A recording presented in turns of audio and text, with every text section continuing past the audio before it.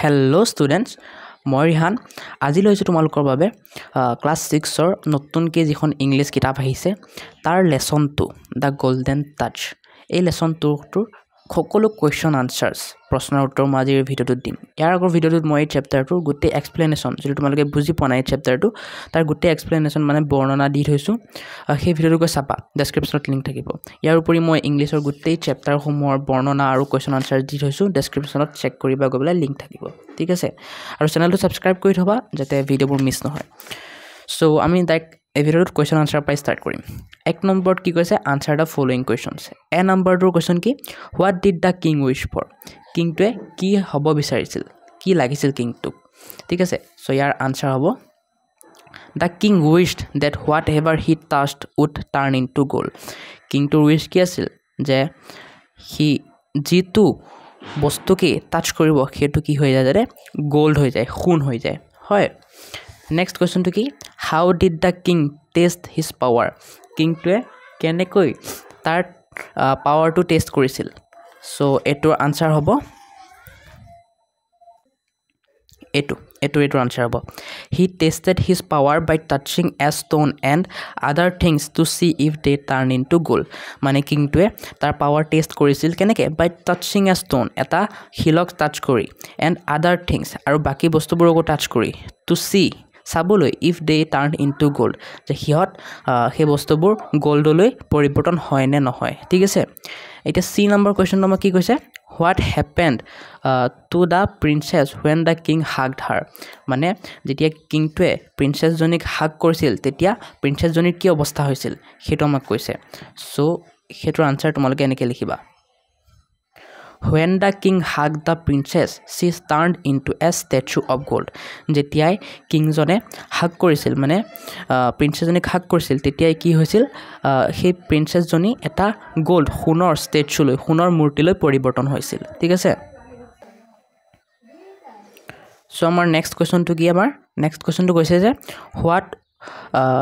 D number কোৱেশ্চনটো ন D নম্বৰটো how did the king get rid of his golden touch মানে কিংজনে কেনেকৈ তাৰ এই গোল্ডেন টাচ শক্তিটোৰ পৰা পৰিত্ৰাণ পাইছিল সো আনসাৰটো হ'ব এটো The king got rid of his golden touch by washing his hands in the river. কিংজনে তাৰ গোল্ডেন টাচ শক্তিটোৰ পৰা পৰিত্ৰাণ পাইছিল ৰিড মানে পৰিত্ৰাণ পোৱা by washing his hands in the river ৰিভাৰত তাৰ hands হাত দুখন ধুই পেলাই ঠিক আছে ই নম্বৰ কোৱেশ্চনটো কি কৈছে আমাক what lesson did king midas learn at the end king midase মানে একে শেষত কি লেসন কি শিক্ষা পালে আনসাৰটো তোমালোকে এনেকৈ লিখিবা The king Midas learned that love and happiness are more valuable than gold and money. King Midas কি শিকিলে যে মৰম আৰু ভালপোৱা খুশি থকা জীৱনত বহুত ভ্যালুয়েবল বস্তু হয় পইচাৰ তুলনাত মানে পইচা এই বস্তুবোৰৰ তুলনাত একোৱেই নহয় হেতু কিং মিডাসে শিক্ষা পালে লাষ্টত ঠিক আছে সো এইবোৰ তোমালোকৰ মোস্ট ইম্পৰ্টেন্ট হয় ঠিক আছে মোস্ট ইম্পৰ্টেন্ট কোৱেশ্চন আনসাৰ হয় এক নম্বৰবোৰ সো যিবোৰ কোৱেশ্চন আনসাৰ তোমালোকৰ মোস্ট ইম্পৰ্টেন্ট হয় সেইবোৰ মই এনেকৈ হাইলাইট কৰি থৈছো সেইবোৰ তোমালোকে চাবলৈ নাপাহৰিবা সেইবোৰ চাবাই পৰীক্ষাত এইবোৰ মানে আহি থাকেই প্ৰায় হ'ব এটা নেক্সট কোৱেশ্চনটো আমি চাও বলা 2 নম্বৰ কোৱেশ্চনবোৰ read the following statement put a tick on the correct statement and cross on the incorrect ones মানে আমাক শুদ্ধ উত্তৰত শুদ্ধ চিন দিব দিছে আৰু ভুলত ভুল চিন দিব দিছে মানে ৰং চিন দিব দিছে এ নম্বৰটো কি কৈছে চোৱাচোন Midas was very happy with his wealth Midas নামৰ কিংটো বহুত সুখী আছিল তাৰ যি শক্তি আছিল তাক লৈ নাই এটো কি হ'ব ভুল হ'ব কাৰণ হি আনহেপি আছিল হয় the king tested his new power by touching a stone কিংজনে তাৰ নতুন পাৱাৰটো টেষ্ট কৰিছিল এটা শিলক টাচ কৰি yes এটো শুদ্ধ The divine spirit did not warn Midas. Divine spirit টোৱে মিডাসক ওয়াৰ্নিং দিয়া নাছিল মানে চেতাৱনী দিয়া নাছিল এটো শুদ্ধ হ'ব নেকি নহয় ভুল হ'ব কাৰণ ওয়াৰ্নিং দিছিল ঠিক আছে এটা নেক্সট কোৱেশ্চনটো কি আমাৰ ডি নম্বৰটো when Midas touched a stone it turned into gold যেতিয়া মিডাসে এটা পাথৰক টাচ কৰিছিল এটো গোল্ডলৈ পৰিৱৰ্তন হৈছিল এটো শুদ্ধ হ'ব নে ভুল হ'ব শুদ্ধ হ'ব হয় কাৰণ খসাই হৈছিল কামটো ই নম্বৰটো কি কৈছে the divine spirit did not solve Midas problem divine spirit মানে দিব্য আত্মাটোৱে মিডাস কিং মিডাসৰ প্ৰবলেমটো সলভ কৰা নাছিল এইটো শুদ্ধ হ'ব জানো নহয় ভুল হ'ব কাৰণ সলভ কৰিছিল সো এইটা তোমালোকৰ মোস্ট ইম্পৰ্টেন্ট ঠিক আছে এইটা তোমালোকৰ মোস্ট ইম্পৰ্টেন্ট কোৱেশ্চন আনসাৰ্স তোমালোকৰ আহিয়ে থাকে পৰীক্ষাত এইবোৰ চাই যাব নাপাহৰিবা নেক্সট নম্বৰ আমাক খালি ঠাই পূৰ কৰিব দিছে ঠিক আছে ফাৰ্স্ট খালি ঠাইটো কি কৰিছে মিডাছ ওয়াজ সাৰপ্ৰাইজড এই সাৰপ্ৰাইজৰ জায়গাত আমি কি লিখিব পাৰো আৰু শকড ঠিক আছে শকড লিখিব পাৰো সাৰপ্ৰাইজৰ জায়গাত the divine spirit agreed to fulfil his wish agreed to ফুলফিলৰ জায়গাত আমি কি লিখিব পাৰো গ্ৰান্টেড মানে এটো আৰু এটো একে সেম অৰ্থ বুজায় মিডাছ demanded forcefully that his wish be fulfilled demanded forcefully জায়গাত আমি কি লিখিব পাৰো insisted একে অৰ্থ বুজায় Midas was happy and enthusiastic when his wish was fulfilled happy and enthusiastic মৰে কবলে মানে মুখৰ দি নলাই তোমালোকে তো আৰু টান লাগিব সকে কোনো ট্ৰাই কৰি থাকিবা আহি যাব happy and enthusiastic অৰ্থ কি হ'ব excited সো এটোৰ জায়গা তোমালোকে excited লিখিব পাৰা সো এটো তোমালোকৰ ইম্পৰ্টেন্ট হয় ইয়া পাও তোমালোকৰ এক্সামত কি হৈ থাকে ও সৰি ইয়া insisted স্পেলিং insisted তো এটো ইয়া পা স্পেলিং আপা চাই লবা দেই এটো তোমালোকৰ ইম্পৰ্টেন্ট হয় পৰীক্ষাত আহি থাকে মই হাইলাইট কৰি দিছো এটো গোটেইটা ইম্পৰ্টেন্ট হয় এতিয়া নেক্সট আমাক শুদ্ধ উত্তৰটো বাছিব দিছে 4 নম্বৰটোত আৰু আমাক কি কৰিব দিছে খালি ঠাইত পূৰ কৰিব দিছে সো ফাৰ্স্টটো কি কৈছে চোন কিং মিডাছ গ্ৰেটেষ্ট ডিজায়াৰ ওয়াজ টু কিং মিডাছৰ সকলোতকৈ ডাঙৰ আশাটো কি আছিল হেভ মোৰ গোল্ড হয়নে নাই বহুত মানে সোণ অৰ্জন কৰা সো 2 নম্বৰটো কাৰেক্ট আনসাৰ হ'ব বি নম্বৰটো কি কৈছে আমাক This granted the wish of King Midas. King Midasৰ wish to কোনে মঞ্জুৰ দিছিল মানে King Midasৰ কোনে wish দিছিল আনসাৰটো কি হ'ব the divine spirit দিব্য আত্মাটোৱে ঠিক আছে King Midas got rid of his golden touch by this King Midasে তাৰ golden touchটোৰ পৰা পৰিত্ৰাণ পাইছিল কেনেকৈ পাইছিল 2 নম্বৰটো আনসাৰ হ'ব washing his hand in the river নদীত তাৰ হাত দুখন ধুই পেলাই D number 2 কি কৈছে আমাক the lesson that King Midas learned from his experience is that King Midas তাৰ এক্সপেৰিয়েন্সৰ পৰা কি লেসন শিকিছিল 3 নম্বৰটো আনসাৰ হ'ব love and happiness are worth more than gold মৰম ভালপোৱা আৰু জীৱনত খুশি থকাটো আমাৰ সোণতকৈ বেছি মূল্যৱান 4 নম্বৰটো কি কৈছে আমাক সৰি ই নম্বৰ কি কৈছে after losing the golden touch King Midas this মানে তাৰ গোল্ডেন টাচৰ কি পাৱাৰটো লস কৰাৰ পিছত কিং মিডাছে কি হৈছিল 2 নম্বৰ আনসাৰটো হ'ব became wiser মানে আৰু জ্ঞানী হৈ গৈছিল হয় F নম্বৰটো কি কৈছে আমাক the message that the story conveys is that আমাৰ যোনটো এই কিং মিডাছৰ ষ্টৰী আছিল হেতু ষ্টৰীয়ে কি মেছেজ আমাক দিয়ে হেতু লিখিব দিছে ইয়াৰ আনসাৰটো হ'ব 2 নম্বৰটো greed makes a man blind and foolish মানে লোভে এটা মানুহক কি বনায় অন্ধ বনায় আৰু বেঙা বনায় foolish মানে পাগল বা বেঙা এনেকুৱা বস্তু বুজাইছে ঠিক আছে এটা যেটো তোমালোকৰ 5 নম্বৰটো তোমালোকৰ নাহে এক্সামত সময় দিয়া নাই একদম ইম্পৰ্টেন্ট হয় পঢ়িবই নালাগে তোমালোকে 6 নম্বৰটো তোমালোকৰ একদম ইম্পৰ্টেন্ট হয় নাহে এক্সামত মই দিয়া নাই তেনেকে 6 নম্বৰ A B দুইটা ইম্পৰ্টেন্ট হয় মানে 7 নম্বৰটো তোমালোকৰ নালাগে নাহে পৰীক্ষা তোমালোকে চাবই নালাগে মই 4 নম্বৰ কেটা হাইলাইট কৰিছিলো না 4 নম্বৰ কেটা হাইলাইট নকৰিলো মই হয় 4 নম্বৰ কেটাও তোমালোকৰ এক বহুত ইম্পৰ্টেন্ট পৰীক্ষা দিব আহি থাকে একদম ঠিক আছে সো তোমালোকে চিন দিলো ইম্পৰ্টেন্ট বুলি এইবোৰ চাবাই পৰীক্ষা আগত নাচাই না যাবা বাকি মই যোনবোৰ এনেকে ক্ৰস চিন দিছো সেইবোৰ চাব নালাগে নাহে ঠিক আছে এটা তোমালোকে খালি এইখিনি অলপমান চাই লোৱা কাৰণ এইখিনি গ্ৰামাৰ হয় পৰীক্ষাত আহা চান্স বহুতে কম আছে বাট চাই লোৱা যেটো গ্ৰামাৰ মই শিকাই দিছো নেক্সট তোমালোকৰ ক্লাছবোৰত ডাঙৰ ক্লাছবোৰ তোমালোকৰ কি হ'ব মানে কাম লাগিব এতিয়া ভাৰ্ব আমাৰ পাৰ্টস অফ স্পীচৰ বিষয়ে তোমালোকে জানা নাই মোৰ মতে জানা চাগে বহুতে হয় আমাৰ যেনেকৈ অসমীয়াত পদ থাকে তেনেকৈ ইংলিছত কি থাকে পাৰ্টস অফ স্পীচ অসমীয়াত বিশেষ্য বিশেষণ সৰ্বনাম এইবোৰ পদ থাকে হয় আৰু ইংলিছত কি থাকে নাউন প্ৰনাউন ভাৰ্ব এডভাৰ্ববোৰ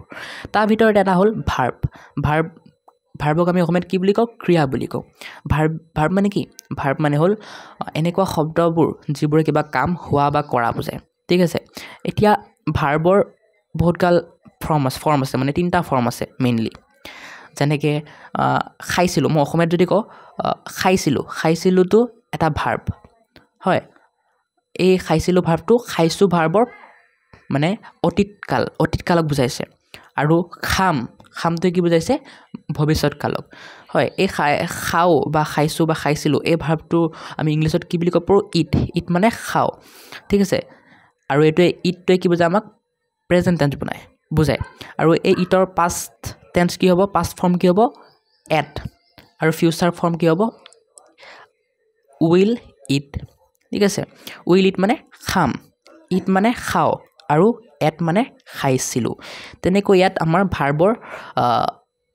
বেছ ফৰ্ম ফাৰ্ষ্ট ফৰ্ম বা যাক প্ৰেজেণ্ট ফৰ্ম বুলি কওঁ সেয়া দিয়া আছে আৰু এইপিনে দিয়া আছে পাষ্ট ফৰ্ম ছেকেণ্ড ফৰ্ম দিয়া আছে যেনেকৈ লুক মানে দেখা লুক ভাৰ্বটোৰ পাষ্ট ফৰ্ম কি হ'ব লুকড দেখিছিল ট্ৰিট ভাৰ্বটো প্ৰেজেণ্ট পাষ্ট টেন্স কি হ'ব ট্ৰিটেড ৱান্ট ভাৰ্বটোৰ পাষ্ট টেন্স কি হ'ব ৱান্টেড গ্ৰাণ্ট ভাৰ্বটোৰ পাষ্ট টেন্স কি হ'ব গ্ৰাণ্টেড ৰাছ ভাৰ্বটোৰ পাষ্ট টেন্স কি হ'ব ৰাছড ঠিক আছে তেনেকৈ তোমাক বি নম্বৰত কি চোৱাচোন কেইটামান ভাৰ্বৰ বেছ ফৰ্ম মানে প্ৰেজেণ্ট ফৰ্ম দিয়া আছে তোমালোকক পাষ্ট ফৰ্ম লিখিব দিছে চ' মই লিখি দিছোঁ চোৱা পৰীক্ষাত আহিব পাৰে দেই এইটো মই অলপমান তোমালোকক দাগ মাৰি দিছোঁ এইটো ইম্পৰ্টেণ্ট বুলি এইটো পৰীক্ষাত আহিব পাৰে এইখিনিও চাই যাবা এইখিনিও আহিব পাৰে ঠিক আছে চ' লিভ ভাৰ্বৰ পাষ্ট ফৰ্ম কি হ'ব লিভড টাৰ্ণ ভাৰ্বৰ পাষ্ট টেন্স টাৰ্ণড টাচৰ টাচ শ্বকৰ শ্বকড ৰিয়েলাইজৰ ৰিয়েলাইজড ঠিক আছে এতিয়া চোৱাচোন তোমালোকে এটা পেটাৰ্ণ লক্ষ্য কৰিছানে প্ৰেজেণ্ট টেন্সৰ পৰা পাষ্ট টেন্স বা বেছ ফৰ্মৰ পৰা ফাৰ্ষ্ট ফৰ্মৰ পৰা ছেকেণ্ড ফৰ্মলৈ লৈ যাব হ'লে আমি কি কৰিছোঁ লাষ্টত ই ডি যোগ কৰিছোঁ দেখিছানে ট্ৰিটেড ৱান্টেড লাষ্টত ই ডি যোগ কৰিছোঁ চ' মেক্সিমাম ভাৰ্ব এনেকৈয়ে তোমালোকে নিব পাৰিবা প্ৰেজেণ্টৰ পৰা পাষ্ট টেন্সলৈ লাষ্টত ই ডি যোগ কৰি কিন্তু কিছুমান ভাৰ্বে সেইটো ৰুল নামানে যেনেকৈ গ'ৰ পাষ্ট ফৰ্ম কি ৱেণ্ট বিকামৰ পাষ্ট টেন্স বিকেম তেনেকৈ বাকীবোৰ দিয়া আছে এইবোৰে এই ৰুলটো নামানে ঠিক আছে এইটো মনত ৰাখিবা এতিয়া নেক্সট আমাৰ চি নম্বৰটো কি কৈছে আমাক খালী ঠাই দিছে আৰু এইপিনে ছাইডত ব্ৰেকেটত ভাৰ্বটো লিখি দিছে আমি তাৰ পাষ্ট টেন্সটো লিখিব লাগে ঠিক আছে তে মই লিখি দিছোঁ যোৱা ৱাণ্টৰ পাষ্ট টেন্স কি হ'ব ৱাণ্টেড উইছৰ পাষ্ট টেন্স উইছড টাচড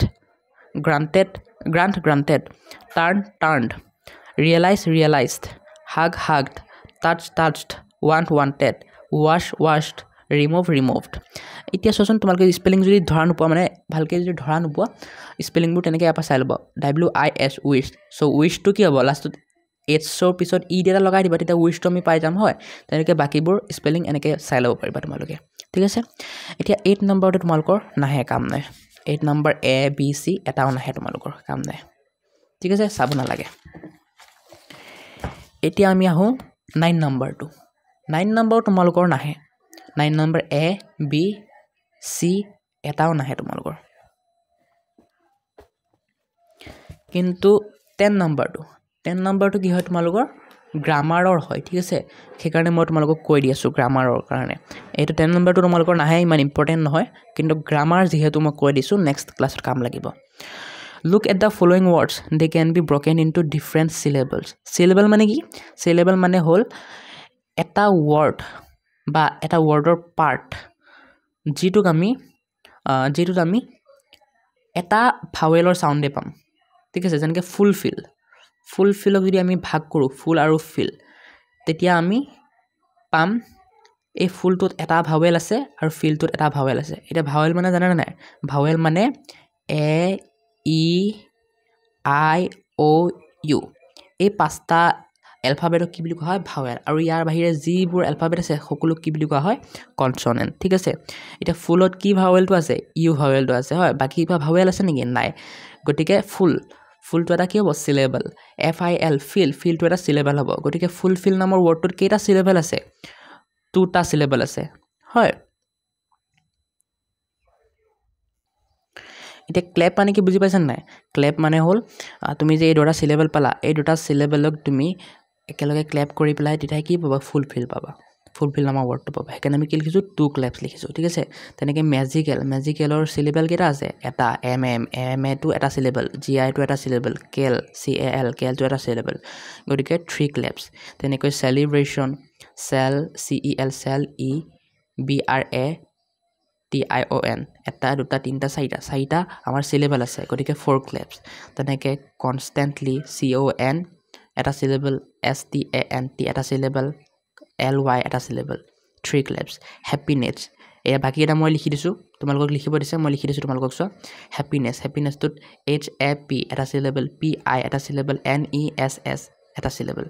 ঠিক আছে তিনিটা ক্লেপছ হ'ব কাৰণে টাচিংটো TOUCHING টাচিংটো TOUCH এটা চিলেবল ING এটা চিলেবল 2 ক্লেপছ হ'ব ইয়াৰ গোল্ডেন স্পেলিং হ'ব GOLDEN গোল্ডেন GOLD গোল্ড এটা চিলেবল আৰু EN এটা চিলেবল গতিকে কেইটা ক্লেপছ হ'ব 2টা ক্লেপছ হ'ব এতিয়া মই যিহেতু তোমালোকে স্পেলিংবোৰ মানে আখৰ ধৰা নপাব পাৰা গতিকে মই স্পেলিংবোৰ কৈ দিছোঁ গতিকে শুনি লিখি ল'বা বাকী এইটো ইমান এটা ইম্পৰ্টেণ্ট নহয় জাষ্ট তোমালোকে চাই থোৱা বুজি থোৱা নেক্সট ডাঙৰ যেতিয়া হ'বা কাম লাগিব মই যিবোৰ মানে একদম ইম্পৰ্টেণ্ট নহয় সেইবোৰহে স্কিপ কৰিছোঁ বাকী গ্ৰামাৰবোৰ কিন্তু তোমালোকক দিছোঁৱেই হয়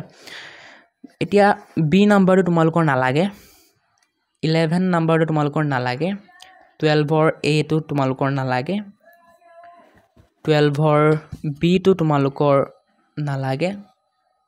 12ৰ Cটো design a poster for play include the following details in your poster এইটো তোমালোকৰ ইমান নালাগে যদি তোমালোকৰ মানে স্কুলত যদি এইটো পঢ়াব পাৰে বহুত স্কুলত পঢ়ায় তেন্তে তোমালোকে মোক কমেণ্ট কৰিবা মই দি দিম ঠিক আছে মই লিখি দিম